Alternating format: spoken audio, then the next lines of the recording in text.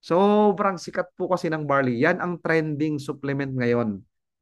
Okay, kaya kahit mga celebrities, mga well-known people, nagba-barley po. Ang tanong na lang, anong kakaiba sa barley mo? At yan ang ipapakita ko sa inyo ngayon. And that's how unique yung product natin. Bakit? Guys, naku po, tingnan nyo to. Ha? Tingnan nyo to. Okay? Focus na kayo ngayon. Nandito na tayo sa main event. Okay? So guys, tingnan nyo to. Punta tayo dito muna. Saan ba galing ang barley natin? Mostly kasi galing yung barley sa New Zealand, sa Australia, sa Taiwan, sa Japan, Asian countries, no? Sa atin po, tayo po ay galing sa Utah, USA. Yan po ay ancient seabed, okay? Na naging farm po yan. Ayan, okay. At halos lahat po ng mga nutraceutical company or mga pharmaceutical company or mga organic company may mga farm diyan sa Utah. All right? And diyan po galing ang barley po natin. And we have the best and most potent barley in the world because of its unique and patented process. Ano po yung patented process na yun? Ito yung extracted. Pakitype nga sa chat, extracted. Hindi ko po alam ang spelling eh. Paano po yun? Basta. Kopyahin mo lang to. Extracted. Ganyan. Alright. Kasi po, ang lahat ng available sa market ngayon na barley, hindi po siya extracted. Kaya tayo po ang number one. We have the best and most potent barley in the world right now. Why? Ito po yan. Tingnan natin to. This is the comparison. Lahat ng barley available ngayon sa market ay tinatawag na grass na ginawang powder. Yung barley grass na pinowderize. Yung whole plant powder. Anong kaibahan po yan sa atin? Tayo po ay grass na juice, kinatas yung grass ng barley at yung juice na yon, yung katas na yon, ang ginawang powder. Anong kaibahan ngayon? Sa color pa lang malaki ng difference. Okay? Ako ay kaya kong magpatotoo po niyan kasi 7 years po kong full-time sa dati kong company at yan ang product namin. Light ang color. Dito po, dark ang color. Sa kulay pa lang, may malaki ng difference. Alright? Bulkier and cheaper to produce, etong grass powder. Bulkier and cheaper. Kaya pala, siya po ang available sa market ngayon. Dahil siya nga po yung kumbaga sa negosyante, ito yung pinakamurang costing, pinakamurang raw materials, ito yung ipoproduce ng karamihan kasi siya yung mura eh. Dahil mura siya, malaki yung pwede nila maging profit margin. At ang bentahan po ng mga barley po, di ba? Magkano yan? Nasa 1,000 plus yung mga yan. Harsh on the throat, weaker aroma, rough texture. Yan po yan siya. Fewer nutrients. Okay? Lower concentration. Anong kaibahan ng ating juice na ginawang powder? Higher nutrients density. Mas mataas. Alright? At yung kulay pa lang, okay? Yung concentration, mas mataas din. Higher nutrients, minerals, enzymes. Kaya po, mayroong ganitong demonstration yan. Kasi po, tingnan nyo to. Alam kong alam mo to kung ikaw ay barley user na.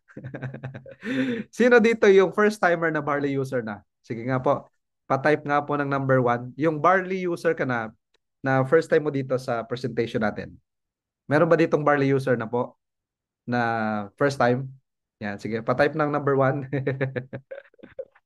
Alright. Walang kati sa lalamunan, sabi ni Ma'am Ellen. Di ba? Walang kati sa lalamunan. Walang sumasabit. Ano ang pagkakaiba ng 5? Diyan pa lang guys, makikita nyo na. Okay? Tingnan nyo po yan.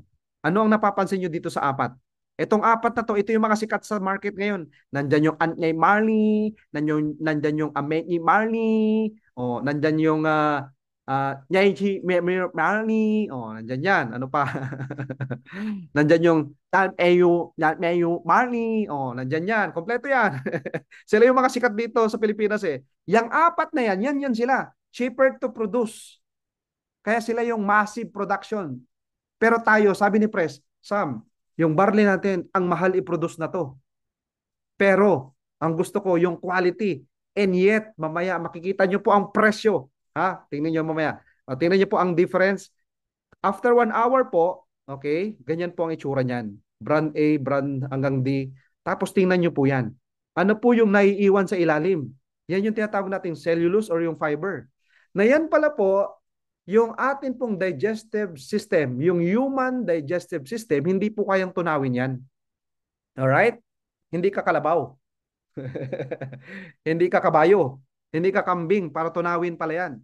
Yung mga kumakain ng damo, baka, kabayo, kambing, ganyan, kalabaw, sila, kaya nilang tunawin yan. Na-absorb nila yan. Tayo pala po mga tao, pag ininom natin yan, yung barley na yan, yan yung parang latak na yan po ay hindi natin na-absorb. Dinudumi lang natin yan. Okay, gets? So, sa madaling sabi, hindi mo pala nakuha 100% yung ininom mo. Ganon. Yan ang kaibahan ng barley natin. Palakpakan po natin. Virtual clap naman dyan sa barley po natin. Grabe yan. At ito yung good news. Tayo lang po ang may ganyang barley in the market right now. Okay? Sobrang sikat ng barley. Hindi naman natin sinasabi na hindi ito effective ha. Ha? Hindi natin yan sinisiraan ha. Hindi ganoon. Lahat ng barley po effective naman talaga. Napakaganda kasi ng barley eh. Pero ang sinasabi po natin, this is the most potent and first in the market na juice na pinowder. Hindi siya yung whole grass na pinowder, ha? Barley juice na pinowder. All right. So, okay, para po dun sa mga hindi pa talaga ganun ka well-oriented sa barley. Ang barley po kasi na-discover po yan ni Dr. Hagiwara ng Japan na siya po ay, sabi niya dito, the young barley plant contains the most prolific balanced supply of nutrients that exists on earth in a single source. Alright?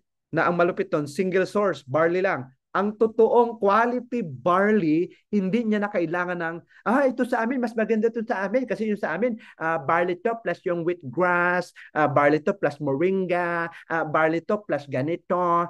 May mga plus pa. Tapos kami ganito, anak ko po. Yung barley siguro 1% lang. Ang totoong barley hindi niya kailangan kasama, single source. Ang totoong barley po, ang totoong pure organic na barley pa lang, hindi niya na kailangan ng kasama. Okay? Yan oh. The only vegetation on earth that can supply the nutritional support from birth to old age. Ibig sabihin, from baby hanggang sa pagtanda. Alright? Kaya yan ang pinakamalaking market. Ito yung negosyo na pinakamalaking market. Ang market kasi natin tao. Alam mo ba, naku po, yung tao na malupit, yung fetus pa lang, market mo na eh. Customer mo na, fetus pa lang eh. Paano yun nangyayari, sir? Paano nangyayari, sir, na fetus pa lang, customer ko na? O di yung nanay, bentahan mo. Kasi ang buntis po, kailangan niya ng nutritions. Ang proper nutrition. Ako po, na-experience po namin yan sa family namin na yung wife ko, during pregnancy, nagbabarley po yun. Kaya paglabas ng baby namin, napaka-healthy. At baby pa lang, nagbabarley na hanggang sa yung lola at lola no nagbabarley. So ang barley po is for the entire family. All right? From birth to old age, ganun po ka-safe ang barley. Okay? So, ayan oh, siya po ang may pinakamataas na ORAC value. 25,500 po yan compared to other mga fruits and vegetables. Ganun ka-powerful po ang barley. At yan po ang tanging herb or halaman, okay, na 37 times mentioned in the Bible. Okay, ibig sabihin, bakit sobrang daming na mention sa Bible? Ibig sabihin, ganun po siya ka-importante. Ganun ka-significant po yung barley sa buhay natin. Alright? Kaya siya na-mention sa Bible. At kaya pala, nung unang panahon, ang buhay ng tao ay sobrang mahaba. 100 years, 200 years, may nabubuhay pa. May 300 years, may 500 years. Ang pinakamatanda sa Bible, no, nasa 900 plus years.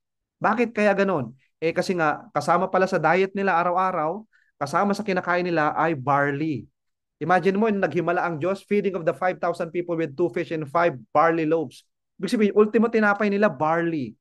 Kaya pa lang guys, ngayon, anong kailangan ng tao ngayon para humabang buhay, para lumakas ang immune system, okay, para malabanan ng mga sakit, anong kailangan natin? Barley. Barley is life, alright? Okay. So, kaya ang kagandahan po, pag nagbabarley ka, kahit hindi ka na uminom ng mga ibang vitamins, alam mo ba mas mapapamura ka pa dito? Kasi ngayong iba, umiinom para sa liver nila, para sa kanilang puso, para sa migraine nila. Yung iba-ibang sakit, iba-ibang iniinom. Dito guys, kahit anong sakit mo, pag samasamahin mo na yan, barley lang katapat niyan. Ayan, ang dami. 68 in 1 po yan. Ganyan kalupit po ang barley po natin. Pag umiinom ka ng barley, para ka nang kumain ng banana ng 25 times more potassium. Alam mo, ang banana ba kailangan ng tao? Yes naman. Ang milk kailangan ba ng tao? Yes naman, may calcium. Ang orange juice, vitamin C, kailangan ng tao? Yes. Guys, imagine mo kung araw-araw kumakain ka niyan. Ang mahal kaya niyan. Araw-araw may saging ka, araw-araw nag uminom ka ng milk, mayroon kang orange, 'di ba? May spinach ka. Eh guys, pag nagbabarley ka, kompleto na 'yan, no? 25 times more potassium than banana, 11 times more calcium than milk, 7 times more vitamin C than orange, 5 times more iron than spinach. Spinach guys, pinakilala yan ni Papay. Si Papay pag kumakain ng spinach, lumalakas. Tama? Ito yung malapit. Pag nagbabarley ka, hindi mo na kailangan uminom ng mga energy drink. Yung mga Red Bull, 'di ba? Cobra, Shawa, 'di ba? Crocodile, yung mga kahiyupan na iniinom natin. Umiinom ka ng energy drink, hindi pa siya maganda sa ating cardiovascular system. Alright? So ang kagandahan po na ito, pag nagbabarley ka, energy booster na rin po siya. Parang hindi ka na mapagod pag nagbabarley ka. Ganun kalupit. Kaya nga all-in-one si barley eh. At eto, mamili ka. Ano ang gusto mong sakit? Nababasa mo ba dyan? Oh, sige, pili ka. May gusto ka po bang sakit? Hanapin niyo po dito. Ang gusto kong sakit, okay na po dyan ako dyan sa ano, hepatitis. Pwede na po ako dyan sa diabetes. Guys, ibig sabihin, ito po mga sakit na to, sample lang po ito. Kung wala dito yung sakit mo or sakit ng kakilala mo, nandito yan sa many more. Mentor, parang wala dyan yung sakit ng kakilala ko. O, nandito yan sa many more. Okay? So, ibig sabihin, ang barley pala, general po siya, all in one. Kahit anong sakit. Kasi po, ang ginagawa ng barley, number one, i-detox ka niya. Okay? Yan ang ginagawa ng barley sa katawan natin. Ha? Pag iniinom mo ng barley, 30 minutes before meal mo, ang best na pag-take ng barley natin every morning, pagising mo sa umaga, barley na kagad, walang naman ang tiyan. Alright? Anong ginagawa ng barley sa katawan? Number one, linisin ka niya. Detox ka niya. Detoxify. Kaya wag ka magugulat ha, pag ang pupo mo sa unang gamit mo ng barley ha, parang kakaiba yung amoy, di ba? Ganyan. Totoo yun kasi nagki-cleansing ka, nagdi-detox ka. After detoxification ng ginagawa ng barley, hinahanap niya na ngayon yung abnormalities ng mga body ng mga cells natin. Okay, yung mga hormonal imbalances mo, yung mga damaged cells mo na yan. Lahat ng yan. Okay? Kaya ang barley parang doktor sa katawan yan. Okay? Kaya halimbawa, meron kang anemia, meron kang cancer, meron kang goiter, kung ano man yung sakit mo na yan. Kahit ano po yan. Kasi lahat ng sakit, nandun niya nagsimula sa cell, na cell damage. O cell repair kasi ang ginagawa ng barley. Ganun po ang ginagawa niya. Alright, so, at marami pang iba. At napakadami nating testimony po sa barley.